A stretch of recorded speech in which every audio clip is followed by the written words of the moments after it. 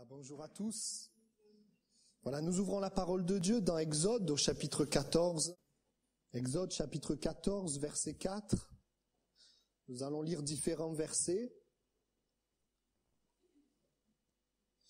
Voilà, Dieu parle et dit, j'endurcirai le cœur du Pharaon et il les poursuivra, mais je serai glorifié par le moyen du Pharaon et de toute son armée.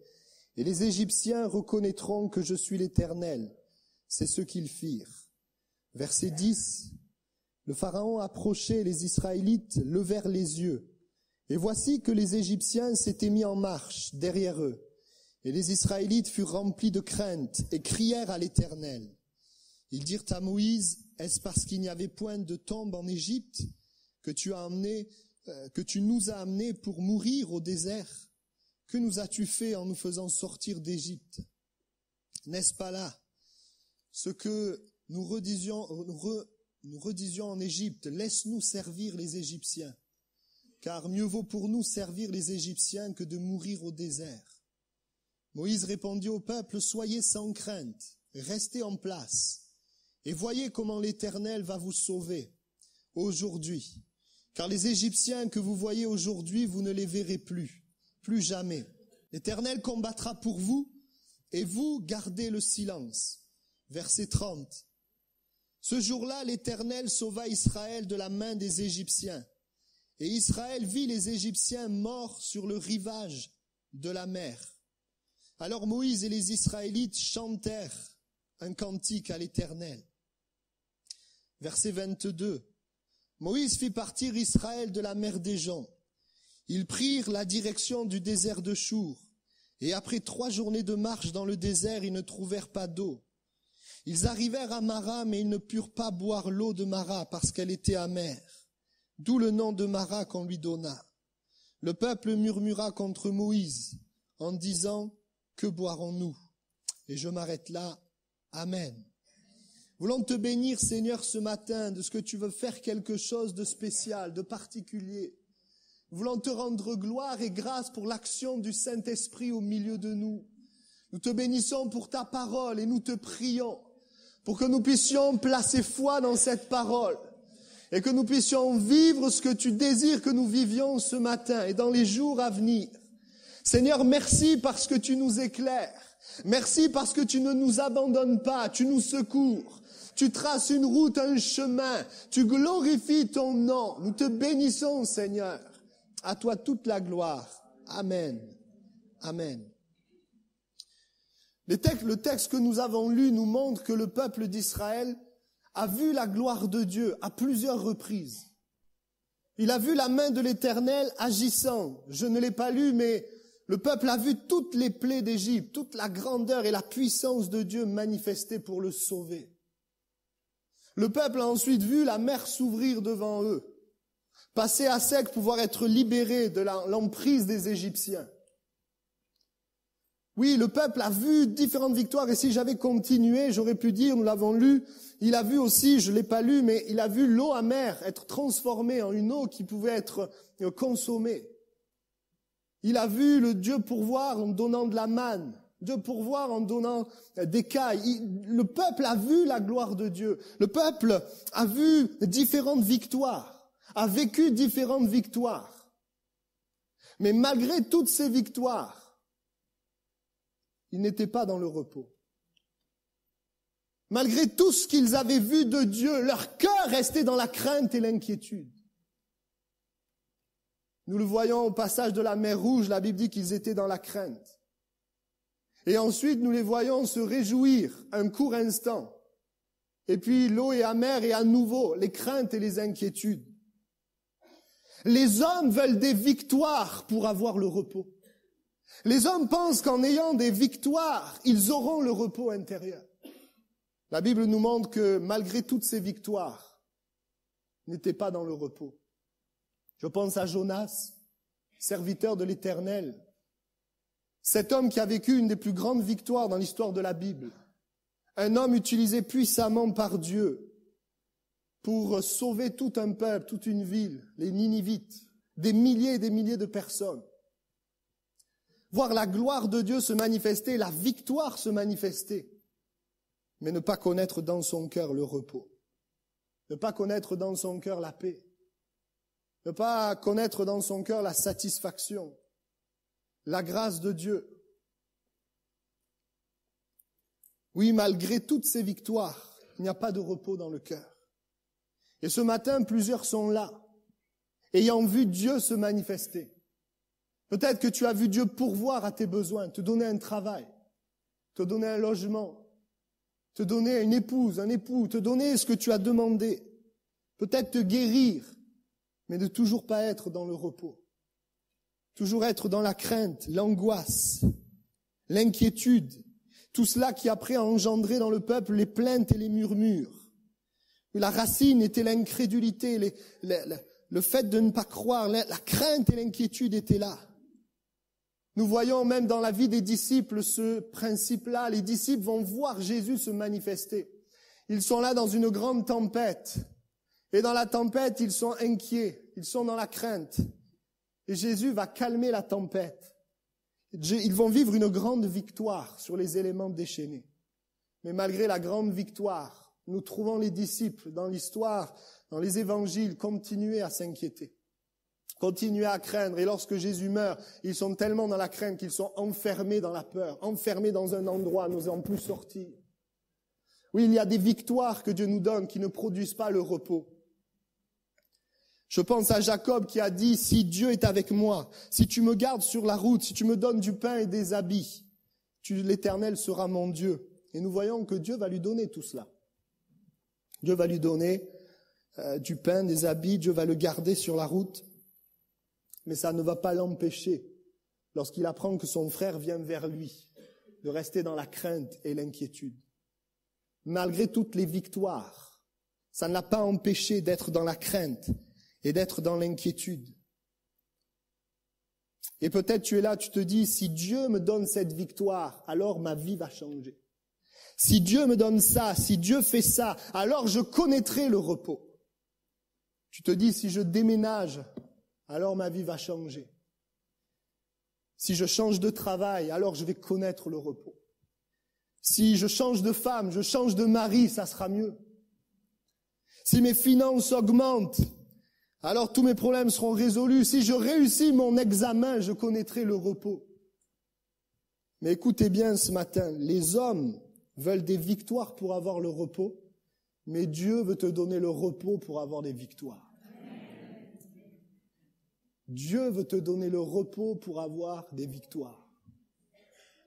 Et ce matin, Dieu va faire quelque chose. Je sais que c'est une pensée de Dieu. Dieu veut te donner le repos avant que tu vives la victoire. Dieu veut te donner le repos dans la tourmente et la situation que tu es en train de vivre. Nous avons un Dieu puissant. La Bible nous montre aussi que c'est parce que nous restons dans la crainte et l'angoisse que nous essuyons des défaites. J'ai parlé de ceux qui, oui, ont vécu des victoires en étant dans la crainte, mais il y a aussi ceux qui, parce qu'ils sont restés dans la crainte et l'angoisse, ont vécu des défaites. Et le grand nombre de défaites que nous essuyons sont liées au fait que nous regardons des craintes et des inquiétudes dans notre cœur et que nous n'entrons pas dans le repos que Dieu a pour ses enfants. Je pense à Akaz, ce roi. Il apprend qu'il y a les ennemis qui sont là. Chacune, nous faisons face à des combats. Nous sommes tous engagés dans des combats. Nous combattons pour les membres de nos familles, nous combattons contre la maladie, nous combattons nous-mêmes à l'intérieur de nous-mêmes, nous combattons contre des situations. Nous sommes tous en combat. Et dans cette situation de combat, le roi Akaz va avoir peur. La crainte et l'inquiétude va l'amener à se confier dans un roi de Syrie. Et la Bible nous dit qu'il va chercher appui en dehors de Dieu. Il va chercher appui dans le roi de Syrie, Tiglath-Pileser. Et à cause de cela, il va essuyer la défaite. Était-ce la volonté de Dieu qu'il soit dans la défaite? Non. Mais la crainte, l'inquiétude, la peur, le trouble l'a amené dans la défaite.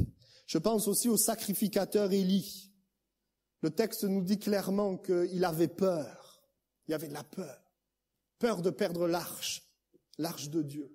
Et qu'est-ce qui s'est passé? L'arche de Dieu a été volée par les ennemis. Et cet homme est mort. La crainte. Je pense aux espions.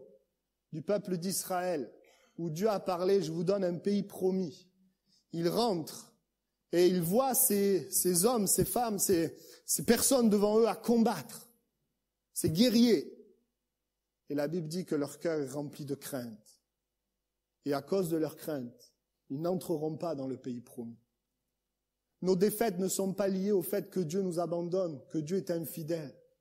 Mais nos défaites sont liées aux craintes et aux angoisses qui donnent un accès à l'ennemi. J'ai fait une petite expérience lorsque je me suis converti, où j'ai beaucoup appris par rapport à mon permis de conduire. Ça vaut ce que ça vaut, mais j'ai passé mon permis de conduire, j'étais jeune chrétien, et j'ai dit à Dieu, comme tous les jeunes, « Seigneur, je veux réussir mon permis. » Alors on ne veut pas le rater. Je te prie. Et alors j'ai prié. J'ai prié pour que je puisse réussir mon permis. Je voyais la victoire. Mais Dieu voyait le repos. Et il voyait qu'il n'y avait pas de repos. J'ai fait ce que j'appelle la prière de l'incrédulité. J'ai prié, Seigneur, aide-moi. Et plus je priais, plus j'avais peur de le rater. Et j'ai dit, Seigneur, aide-moi. On était 4 à le passer. Tous l'ont eu. Il y en a un qui a échoué. C'est moi. Et j'ai dit, Seigneur. Alors Satan vient te dire que Dieu t'a abandonné, que Dieu t'a laissé. Mais je savais très bien que la Bible dit que Dieu ne nous abandonne pas. J'ai dit, Seigneur, qu'est-ce que tu veux m'enseigner? Des années plus tard, j'ai compris. Alors la deuxième fois que j'ai passé le permis, j'ai moins prié, mais je me suis plus confié en Dieu. Et j'ai dit, Seigneur, bon, je me confie en toi. On était 2 à le passer. Bon, l'autre l'a raté, c'est pas que je voulais qu'il rate, mais moi j'ai réussi. Et j'ai appris une leçon. J'ai appris quelque chose. C'est que nos craintes et nos angoisses nous amènent dans la défaite. Et que tu peux même prier, mais que ta prière peut être une prière remplie de crainte et d'angoisse. La Bible dit que la prière efficace, c'est la prière de la foi. La Bible nous dit que Dieu veut nous amener dans le repos. Dieu a un repos pour nous. Quelle que soit notre situation, Dieu, moi je voulais le permis. Dieu voulait le repos dans mon cœur, avant que j'aie le permis. Parce qu'une fois que tu as le permis, tu peux dire j'ai le repos. Mais la fois d'après, situation d'après, tu as les mêmes craintes et les mêmes inquiétudes. Le message que j'apporte, c'est ce que j'ai vécu dans ma propre vie. Où j'avais dans ma tête des victoires. Je voulais des victoires. Je voulais que des âmes soient sauvées. Je voulais plein de choses. Et j'ai vu Dieu petit à petit dans ma vie m'amener moi-même dans le repos. J'ai vu Dieu traiter les craintes et les angoisses, les peurs qui étaient en moi. C'est ce que Dieu veut faire. Ce matin, la victoire que Dieu a pour toi, c'est être dans le repos. Et ne crois pas que parce que ta situation va changer, qu'alors tu seras dans le repos. Non, le repos ne vient pas de la situation qui change. Le repos vient du ciel. Le repos vient de Dieu. Les hommes veulent la victoire pour avoir le repos, mais Dieu veut te donner le repos pour vivre dans la victoire. Toute la Bible nous montre plein de combats, je voudrais les citer, nous montre cette vérité. Nous prenons ensemble Deutéronome chapitre 20, verset 2.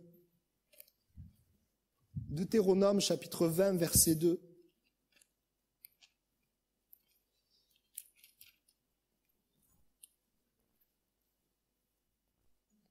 On va partir du verset 1er. Lorsque tu sortiras pour combattre tes ennemis, donc un combat arrive, et que tu verras des chevaux, des chars et un peuple plus nombreux que toi, un combat qui dépasse ta capacité. Regardez ce que Dieu dit, tu ne les craindras pas, car l'Éternel, ton Dieu, qui t'a fait monter du pays d'Égypte, est avec toi. À l'approche du combat, le sacrificateur s'avancera et parlera au peuple. Il dira, « Écoute Israël, vous vous approchez aujourd'hui pour combattre vos ennemis. Que votre cœur ne faiblisse pas. Soyez sans crainte, ne vous effrayez pas, ne vous épouvantez pas devant eux, car l'Éternel, votre Dieu, marche avec vous, pour combattre pour vous contre vos ennemis, afin de vous sauver. » Amen. Dieu dit, oui, j'ai une victoire pour toi. Je vais combattre avec toi, mais vous avez remarqué, qu'est-ce que Dieu dit avant cela? Il dit, ne soyez pas dans la crainte. Avant de les amener dans la victoire, Dieu veut nous amener dans le repos. Avant que nous voyions l'action de Dieu se manifester extérieurement, l'action de Dieu veut se manifester intérieurement. Dieu dit, j'ai une victoire pour toi. Mais la vraie victoire, c'est que tu sois dans le repos. C'est que tu saches que je contrôle. Regardez, face au géant Goliath, pourquoi Saül et son peuple n'ont pas pu vaincre Goliath? La Bible le dit, ils étaient dans la crainte. Et parce qu'ils étaient dans la crainte les empêchait de combattre et de prendre la victoire. Qui est celui qui a pris la victoire? Celui qui a pris la victoire, c'est celui qui vivait dans son cœur le repos.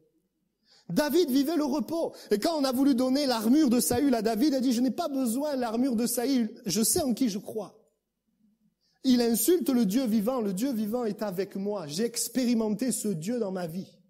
Lorsque j'ai dû faire face au lion et à l'ours.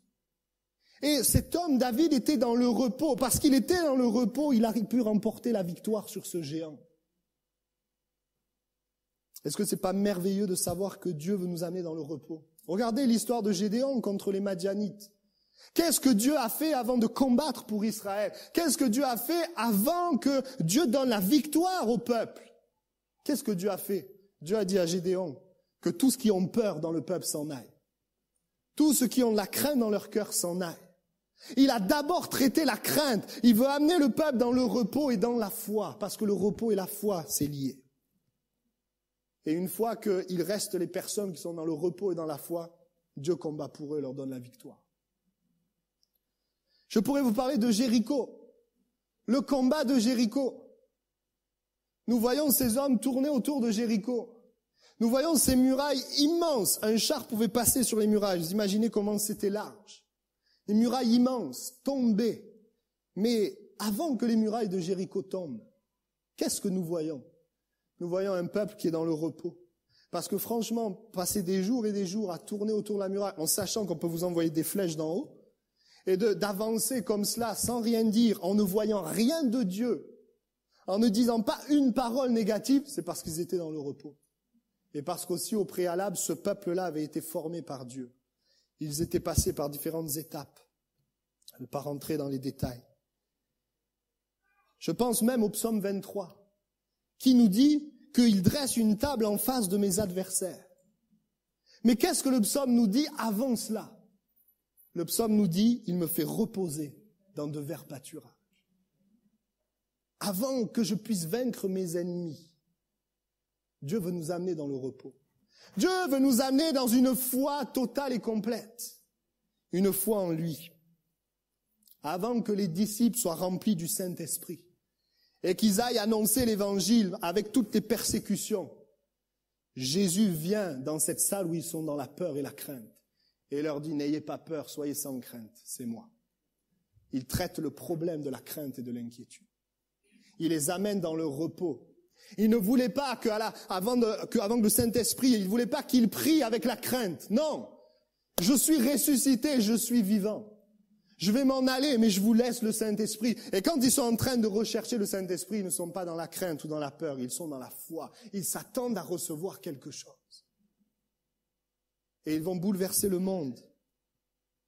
Lorsque on a fait ce camp de ski avec les jeunes et les ados, je me suis occupé des débutants, il y avait aussi des enfants.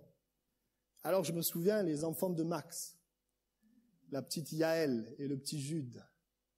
J'ai pris Yaël avec moi, on était sur la piste la plus basse. Et puis, sur la piste la plus basse, je m'excuse pour Yaël, mais Yaël, elle était contente, elle avançait, c'était formidable. Alors, moi, j'ai voulu l'amener plus haut. J'ai voulu l'amener sur la piste verte, un petit peu plus haut. Après, il y a la bleue, la rouge, etc. Mais bon, la piste verte.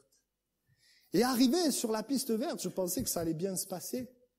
J'ai vu la petite Yaël remplie de crainte et de peur. Et alors que peut-être dans ma tête, mon but aurait été de l'amener encore plus haut, avant de l'amener plus haut, mon but a été de calmer ses craintes et ses peurs. Alors j'ai tout fait. Je lui dis, Yaël, ne t'inquiète pas, je suis là. Parce que je sais ce qui est, je ne vais pas la laisser tomber. Je suis là. J'ai tout essayé. Je me suis mis à côté d'elle. Je me suis mis derrière elle. Je me suis mis devant elle.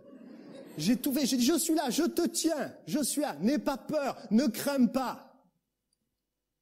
Mais je n'ai pas réussi à calmer ses craintes. Et parce que je n'ai pas réussi à calmer ses craintes, je n'ai pas pu l'amener plus haut. Elle a dû redescendre en bas. Après, je ne sais pas si elle a réglé ses craintes. Mais c'est ce que Dieu fait avec nous. Tu veux vivre la victoire. Dieu veut te donner le repos. Dieu te dit, je suis avec toi. On va voir après concrètement comment avoir le repos. Je suis avec toi. Jésus m'a dit, je suis avec vous tous les jours jusqu'à la fin du monde. La parole de Dieu nous dit que l'Esprit est en nous, Christ est en nous. Que Dieu ne nous abandonnera jamais. Romains 8, dernier verset, rien ne nous séparera de son amour. Et nous sommes là parfois, malgré la parole, nous croyons les mensonges envoyés par Satan. Nous croyons, nous regardons aux situations. Nous regardons à ce qui nous entoure. Nous ne regardons pas à ce que Dieu dit. Mais je me rappelle, toujours dans ce camp de ski, il y a un jeune, il faisait tout le temps que tomber, mais il n'avait pas peur. Il tombait tout le temps, mais il n'avait pas peur. La chute n'était pas un problème. Il se relevait, et puis à force de tomber et de se relever, il commençait à y arriver, et il a pu monter. Les chutes ne sont pas un problème. Si nous savons tout simplement regarder au Seigneur, dire Seigneur, je me confie en toi. Le repos et la foi, c'est ce que Dieu recherche. Et nous allons voir ensemble, nous le prenons maintenant, c'est la méditation de ce matin, Exode chapitre 17, premier combat d'Israël, où Dieu nous enseigne cette vérité. Exode chapitre 17, verset 8.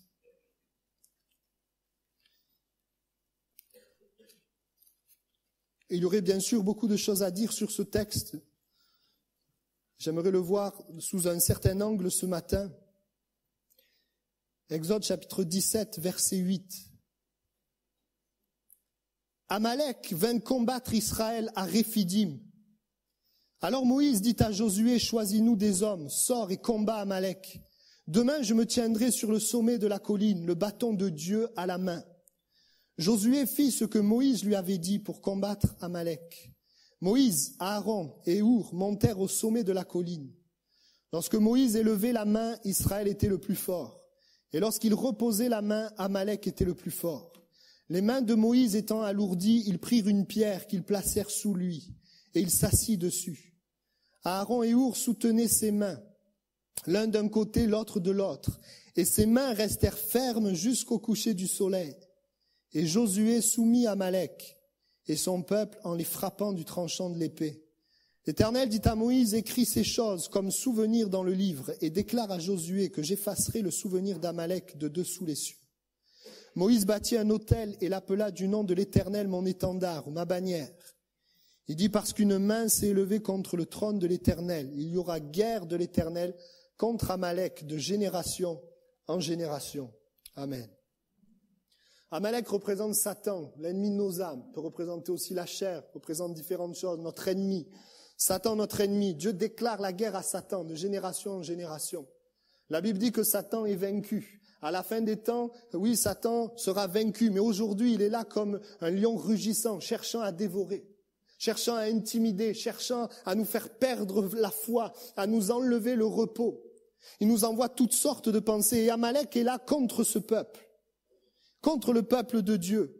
Et nous voyons dans cette histoire que la victoire du peuple ne dépendait pas de Josué et du combat qui se passait dans la vallée. La victoire n'est pas liée à ce qui est visible. La victoire n'était pas liée si Josué combattait bien ou ne combattait pas bien. Non, la Bible nous dit que la victoire, elle dépendait du fait que Moïse levait les bras ou les baissait. La Bible nous montre cette image de Moïse qui lève les mains. Nous avons chanté tout à l'heure, je lève les mains. Le fait de lever les mains vers le ciel, c'est une image du repos. Le fait de nous abandonner à Dieu et de laisser Dieu combattre pour nous.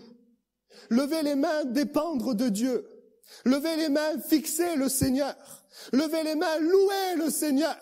Lever les mains, adorer le Seigneur. Alors qu'il y a un combat qui est devant mes yeux. Alors que je fais face à la difficulté qui est devant moi. Alors que je lève les mains et que je suis dans le repos, Dieu combat pour moi. Dieu agit pour moi.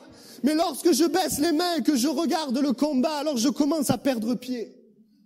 Et Dieu nous parle ce matin du fait qu'il a pour nous un repos. Et que si simplement tu t'abandonnes à lui et que tu comptes sur lui, il combattra pour toi. L'Éternel, ma bannière, mon étendard, je suis sous lui. Et nous verrons la bannière, c'est ce qui est élevé. Il lève les mains. Le texte nous montre que le contexte n'était pas évident pour le peuple. Le peuple qui est en bas, qui est en train de combattre, ne sait pas combattre. Ils ne sont pas des guerriers. Non, ils étaient esclaves en Égypte. Ils ne connaissent pas le combat. Ils font face à des ennemis qui savent combattre, mais eux ne savent pas combattre. Ils ne savent pas comment s'en sortir. Ils ne savent pas comment ils vont faire. Ils ne savent pas comment la montagne le problème peut disparaître. Ils ne savent pas, comme toi. Ils ne savent pas comment faire. Un ennemi qui est plus fort, comme Satan qui est plus fort que nous. Bien sûr, quand je dis nous, c'est nous humainement. Nous sans Christ. Satan qui est là, il regarde les hommes de génération en génération depuis des milliers d'années. Il sait comment fonctionnent les hommes. Il sait parfaitement comment nous faire tomber. Il sait quelles pensées nous envoyer pour nous amener dans la crainte. Il sait exactement comment faire. Et si nous n'avons pas, la solution, nous tombons. Nous n'arrivons pas à vaincre. Nous ne pouvons pas vaincre Satan. Nous ne pouvons pas le détruire. Et le texte dit également dans Exode chapitre 17, au verset 3, juste avant le combat, regardez ce qui s'est passé. Le peuple était là pressé par la soif et le peuple murmurait contre Moïse. Il disait, pourquoi nous as-tu fait monter hors d'Égypte pour nous faire mourir de soif, moi, mes fils et mes troupeaux? Moïse cria à l'Éternel en disant, que ferai-je pour ce peuple? Encore un peu, ils me lapideront. L'Éternel dit à Moïse, passe devant le peuple et prends avec toi des anciens d'Israël. Prends aussi dans ta main ton bâton avec lequel tu as frappé le Nil et tu t'avanceras. Etc. Verset 7. Il appela ce lieu du nom de Massa et Mériba parce que les Israélites avaient contesté et parce qu'ils avaient tenté l'Éternel en disant, l'Éternel est-il au milieu de nous, oui ou non? Non seulement ils n'ont pas de force face à l'ennemi, mais en plus, juste avant, ils ont contesté contre Dieu. Ils n'ont pas été comme il faut. Ils n'ont pas fait ce qu'il fallait. Ils ont chuté, se sont révoltés contre Dieu. Comment avoir de l'assurance? Comment trouver le repos? Comment faire pour vaincre l'ennemi? Alors que je regarde ma vie, je vois mes chutes et mes lacunes, je vois mes échecs, je vois mes incapacités, je vois tout ce qui est là. Comment est-ce possible qu'ils aient remporté la victoire? Comment peut-on lever les mains quand nous avons péché contre Dieu? Ils sont dans cette situation. Il n'y a rien pour les aider. C'est l'image des croyants. Difficile d'être vainqueur quand on pêche, quand on voit ses failles.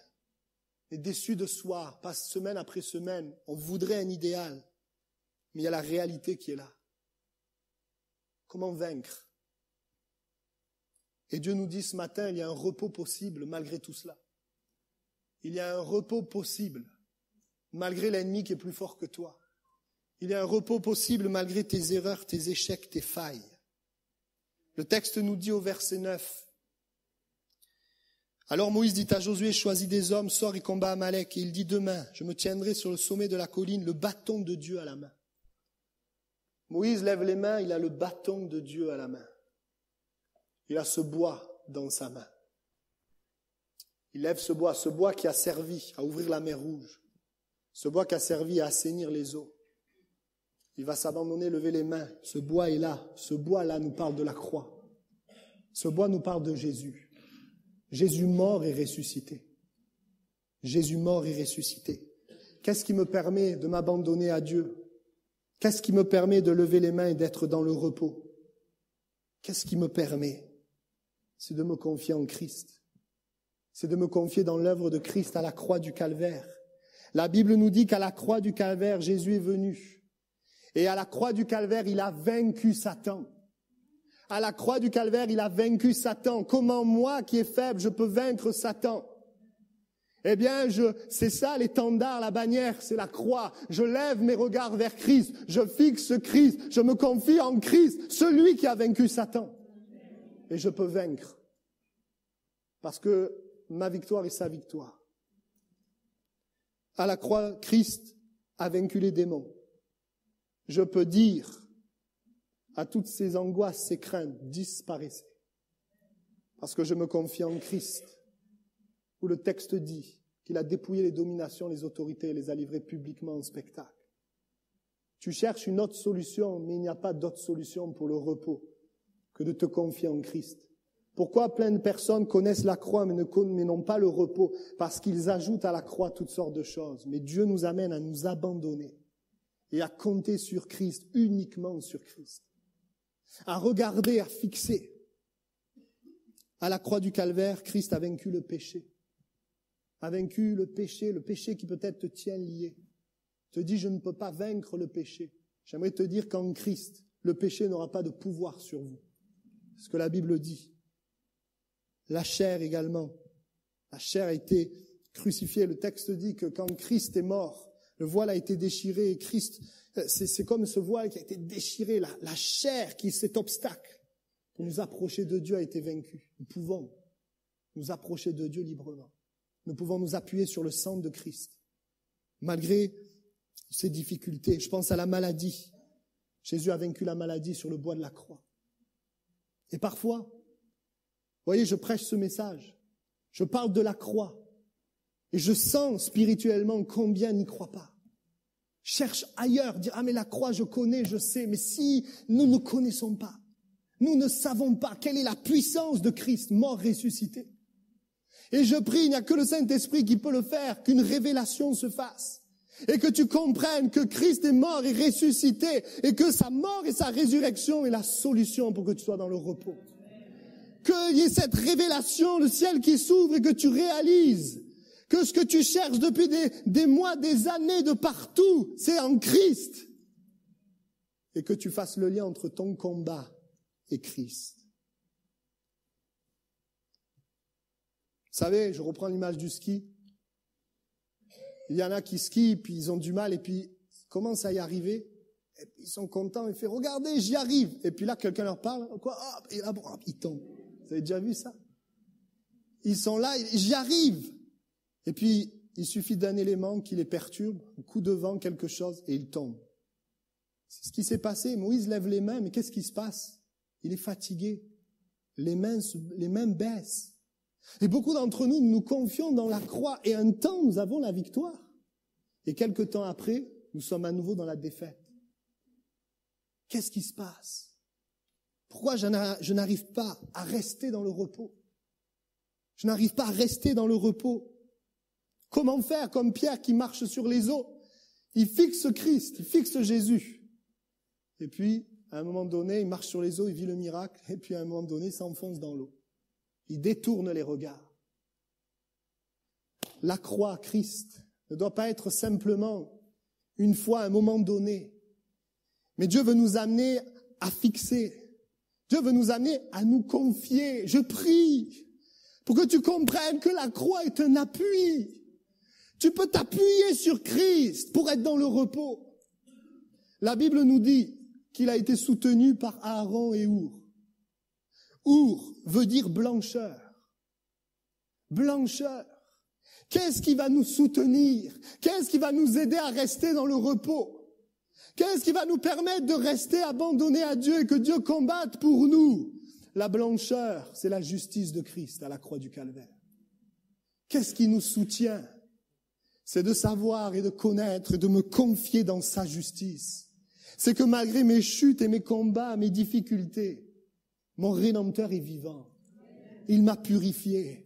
À la croix du calvaire, il m'a lavé. Il a pris mes péchés, il les a jetés au fond de la mer, il les a oubliés, il les a ôtés et il m'a donné le pouvoir de ne plus marcher dans le péché. Il m'a délivré de la puissance du péché. Qu'est-ce qui va te soutenir? Qu'est-ce qui va te faire rester dans le repos? Ce n'est pas à regarder à toi-même, à ce que tu es, mais c'est de regarder à la justice de Christ. De te confier dans la justice de Christ. Oh, pendant des mois et des mois, je cherchais la présence de Dieu. Et j'étais troublé, je n'arrivais pas à la voir tout le temps, jusqu'à ce que je comprenne. Je comprenne que je dois être simplement croire, lui faire confiance. Me confier en lui. Me confier dans sa justice. Je comprenne que malgré les choses qui ont besoin d'être changées en moi, je peux m'appuyer sur sa justice. Je peux m'appuyer sur son sang pour m'approcher de Dieu et pour que Dieu me parle. Je n'ai pas besoin d'attendre quelque chose.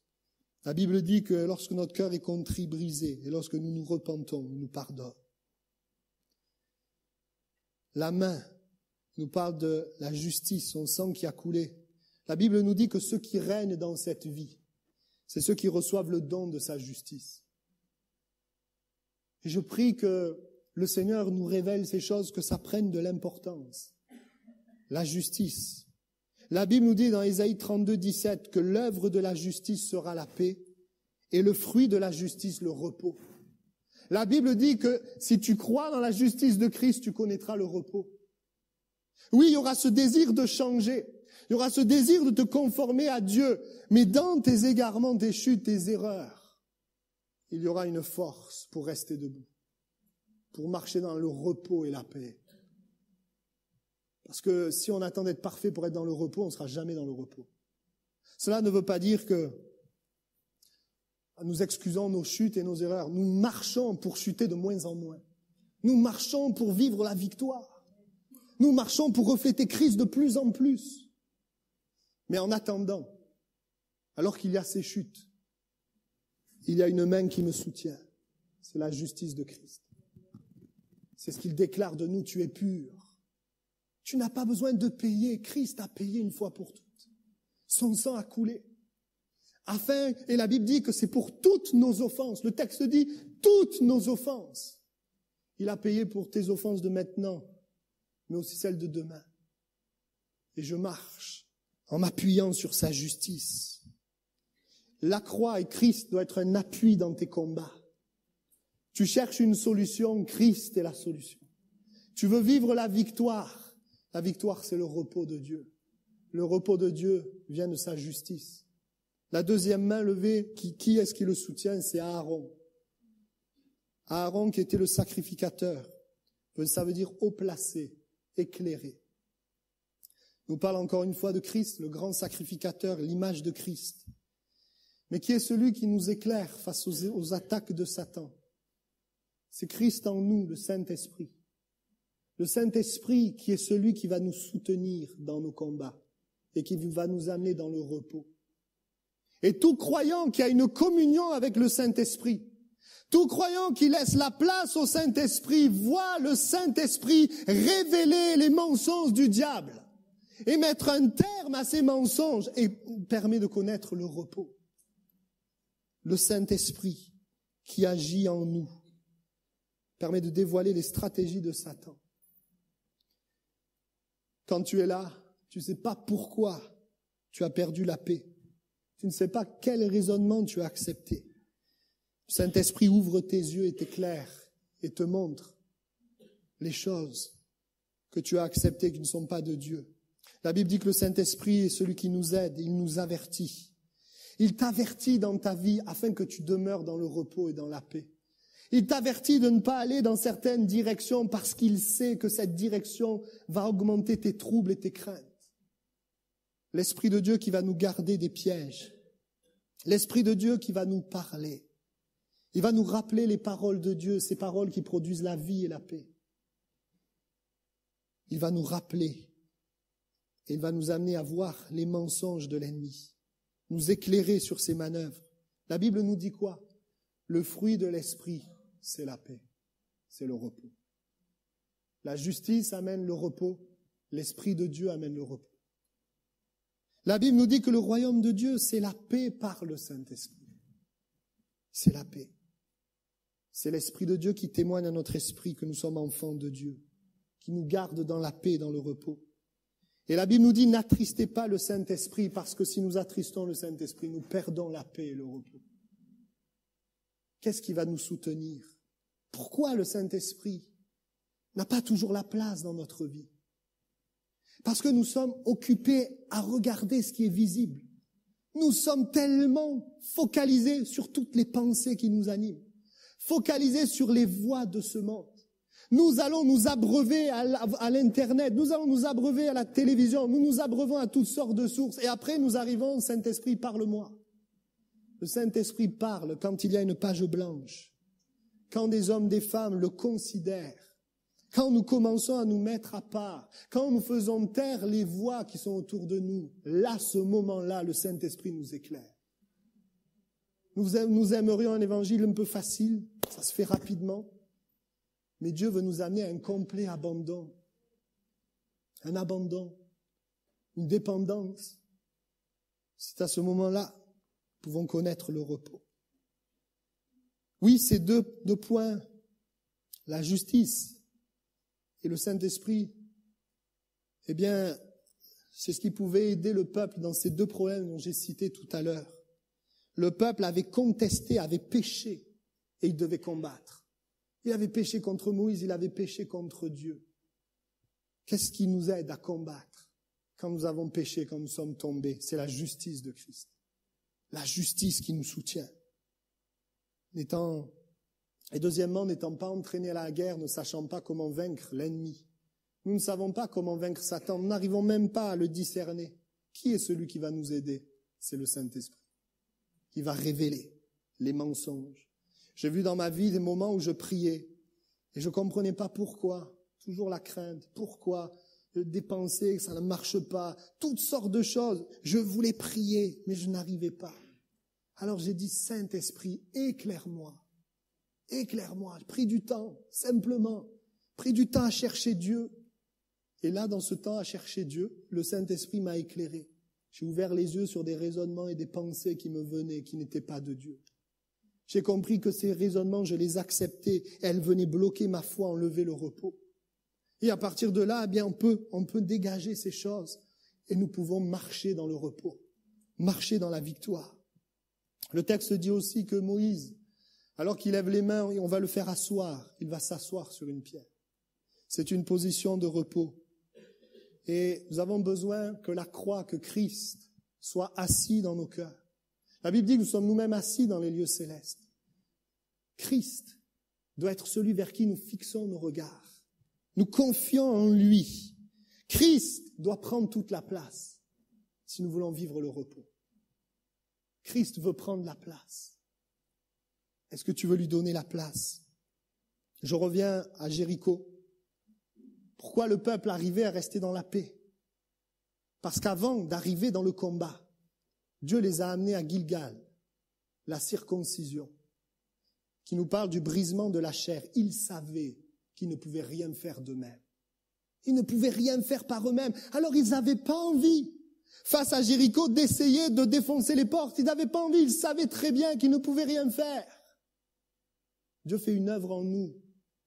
Alors que tu es là, tu luttes, Dieu est en train d'œuvrer en toi pour t'amener à cet abandon, afin que tu arrêtes d'essayer de lutter par toi-même, mais pour s'abandonner. Il les a amenés, il fait passer par le Jourdain qui nous parle de la mort, comprendre que je ne vis plus pour moi-même, c'est Christ qui vit en moi. Je ne vis plus dans le passé, je vis dans ce que Christ a fait de moi, une nouvelle création. Et je ne laisse pas les choses du passé me rattraper. Mais je regarde à Christ qui a un avenir pour moi. La mort, je ne vis plus, c'est Christ qui vit en moi et je vis dans la foi au Fils. Saisir ces choses. Et puis, ils ont célébré la Pâque, le sang de Christ, la puissance de la justice, la puissance du pardon. Ils ont vécu ces choses. C'est pour ça qu'ils étaient dans le repos. Et Jéricho est tombé. Je voudrais dire à chacun d'entre nous, Romains 8, 28 nous dit que toute chose concourt au bien de ceux qui aiment Dieu. Je voudrais te dire que Dieu contrôle toutes choses. Mais si tu te confies en Christ, tu permets à Dieu non seulement de te donner le repos, mais d'entrer dans la victoire. Dieu contrôle toutes choses. Il attend que les enfants, dans la crainte et l'angoisse, ne s'appuient plus sur la chair, mais s'appuient sur lui. Comment la croix peut prendre un sens dans notre vie? C'est lorsque nous avons essayé de différentes manières de nous appuyer. Et à ce moment-là, nous comprenons la croix d'une autre manière. Nous comprenons l'importance, la puissance de ce Christ mort ressuscité. Tu cherches à vaincre le péché qui te tient lié. Tu es là, tu chutes, tu t'en sors, tu chutes, tu t'en sors, tu chutes, tu t'en sors. Tu te dis, mais qui me délivrera? Tu te dis, et Satan vient te dire, c'est pas possible. Je te dis que si tu fixes Christ, l'œuvre de la croix, si tu te confies entièrement, pas à 90%, à 100%, tu vivras la délivrance, la libération. Je vais terminer. Je lisais un livre qu'on m'a prêté, qui nous parle de tous ces missionnaires qui travaillent dans les pays des non-atteints, ceux qui n'ont jamais entendu parler de l'Évangile, dans le nord de l'Inde, où il y a de la persécution. Et le livre disait, je l'ai retenu, ça m'a vraiment parlé, il disait ce qui soutient ces implantateurs d'église, ces missionnaires qui vont annoncer l'Évangile au risque de leur vie, ce qui les soutient, c'est en fait que de savoir que Dieu est en contrôle de leur vie. Et ils disent ceci, ce qui les soutient, c'est d'une part de savoir que Dieu les protège, mais d'autre part que si le malheur arrive, Dieu change le mal en bien. Voilà ce qui les soutient. Ils savent que Dieu est en contrôle. Et je voudrais te dire que Dieu te connaît mieux toi que toi-même. Et Dieu sait comment faire. Il sait comment te conduire, comment te parler. Et il veut ce matin t'amener dans le repos. Ne cherche pas à avoir la victoire, mais confie-toi en Christ afin de vivre le repos. Compte sur lui et développe ta communion avec le Saint-Esprit. Tous ceux qui ont eu un grand impact, de grandes victoires, ont eu de grandes victoires parce qu'ils ont reçu un grand repos. Les 3 amis de Daniel ont vu le nom de Dieu répandu de partout. La gloire de Dieu, Dieu avec eux dans la fournaise, le feu qui ne les touche pas. Parce que dans le moment de la tourmente, où le roi leur dit, si vous ne vous prosternez pas, vous allez dans le feu, ils sont capables de dire, Dieu peut nous délivrer de ta main, ô roi. Ils sont en train de proclamer, tu peux faire ce que tu veux, mais c'est Dieu qui contrôle ma vie. Je suis dans le repos. Alors, ça veut dire, Dieu peut me délivrer, mais s'il ne me délivre pas, je sais que Dieu est en contrôle. C'est pour ça, quand on est dans le repos, alors tout est possible. Celui qui croit, il verra la gloire de Dieu. Celui qui croit, il pourra déplacer les montagnes. Croire, c'est égal au repos. La foi est liée au repos. Et le plus grand trésor que j'ai dans ma vie, c'est le repos intérieur, que j'ai cherché si longtemps. Je ne dis pas que je suis arrivé et Dieu travaille toujours. Mais je dis, Seigneur, ça c'est beaucoup plus important que tout ce que tu peux faire au travers de ma vie. Oh, je te loue pour ce repos. Je peux m'approcher de toi malgré ce que je suis. Je sais que l'Esprit de Dieu va se manifester. Je sais que Dieu va parler. Je sais que Dieu va agir. Je sais que Dieu m'aime, que ma vie est dans sa main. Alléluia. Dieu veut que tu vives ce repos ce matin. Daniel ne sait pas ce que j'allais prêcher ce matin. Pourquoi il fait chanter « Je lève les mains » ? Parce que le Saint-Esprit veut faire quelque chose.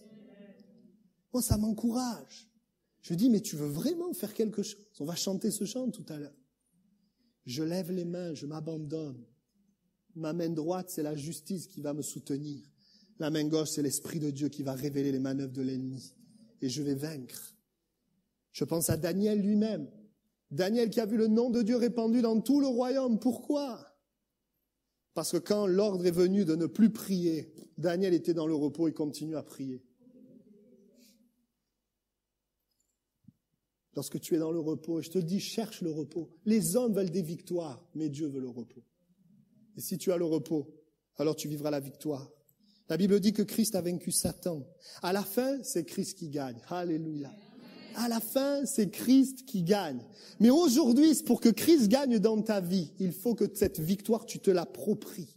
Il faut que tu te confies toi-même en Christ. Il faut que tu saisisses la victoire de Christ à la croix pour toi-même, pour ton problème ce matin. Et que tu puisses connaître ce repos. J'avais 13 ans lorsque je regardais la Coupe du Monde, la finale de la Coupe du Monde France-Brésil, en 1998.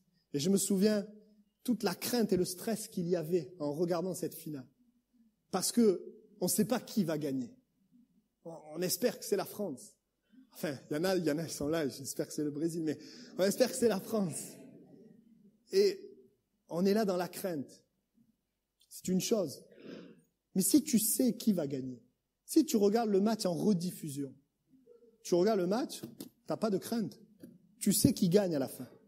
Pourquoi être dans la crainte quand on sait que Christ est vainqueur? Pourquoi marcher dans l'inquiétude quand on sait que Christ a vaincu? La Bible nous le dit. Christ est le grand vainqueur. Mais ce matin, Christ veut être notre victoire. Et l'étendard, la bannière, c'est un nom de Dieu, notre force. C'est la croix. Christ. Et ce matin, Dieu a un repos. Il y a un appel. Je demandais à Henrik de venir. Il y a un appel à chacun de nous. La Bible dit, venez à moi, vous tous qui êtes fatigués et chargés, et je vous donnerai du repos. Et Dieu a compassion de nous ce matin. Il voit le trouble qui est là, plusieurs. Vous êtes en lutte pour des membres de vos familles, dans la crainte et l'inquiétude de ce qui va arriver. Et Dieu te dit, avant de voir la victoire dans ce membre de la famille, je veux te conduire dans le repos ce matin. Je veux que tu saches que j'ai entendu tes prières et que je réponds à tes prières. J'ai entendu tes pleurs, j'ai vu tes larmes et je vais répondre, mais je veux que tu puisses te confier en moi. Confie-toi en moi. Plusieurs d'entre nous voulons que nos situations changent. Et Dieu désire que tu sois dans le repos. Il a ta vie dans sa main. Il contrôle les choses et au travers de tout cela, il t'amène à lui. Au travers de toutes ces luttes, tu es en train de découvrir la beauté de la croix. En train de voir que Christ est vraiment la solution. Plusieurs d'entre nous, vous luttez avec le passé. Vous êtes là et tout le temps, ces pensées qui viennent et qui vous ramènent dans le passé. Mon ami, mon frère, ma sœur, à la croix du calvaire, Christ fait de nous une nouvelle création. Toutes choses anciennes sont passées. Mais ces choses, nous devons les croire plus profond de nos cœurs. Ces choses, nous devons nous appuyer dessus. Il y a eu ce temps où j'entendais parler de la croix. Je savais que la croix était importante. Mais il y a un jour où la croix est devenue un appui pour ma vie. Ce n'est pas la même chose. Où je me suis appuyé sur la croix. Et lorsque Satan m'accuse dans le lieu secret, je loue le Seigneur pour sa justice. Et je loue le Seigneur pour son esprit. L'onction demeure sur vous. L'onction demeure sur vous. Et Dieu se manifeste. Dieu désire ce matin communiquer le repos. Oh, il veut que tu puisses croire et te confier en lui.